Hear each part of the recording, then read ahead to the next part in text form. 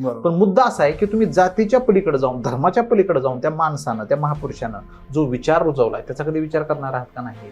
आणि हे करण्यासाठी तुम्हाला पुस्तकी एकमेव अशी गोष्ट आहे की जी तुम्हाला काय करते, माणसाला रद्दी होण्यापासून वाचवते, जे की तुमची टॅगलाईन आहे आपली सगळ्यांची.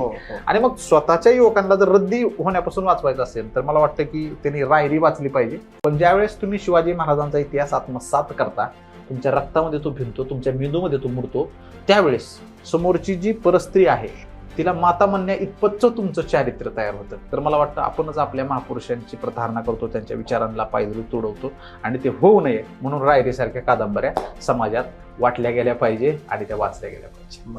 आणि मग आत्ताच्या युवकांनी जर स्वतः तुम्ही तुमच्या सगळ्या महापुरुषाला वाचलं नाही, जर तुमच्याकडेच तो अभ्यास नसेल, तर दुसरं कोणीतरी वेगळ्या पद्धतीने इतिहास सांगेल, तुम्हाला म्हणेल हेच खरं. मुळात आमचं सगळ्यात मोठी गोची कुठं झाली माहिती आहे का सगळ्याची, की महाराज असू द्या किंवा बाबासाहेब आंबेडकर असू द्या किंवा अण्णाभाऊ साठे असू द्या किंवा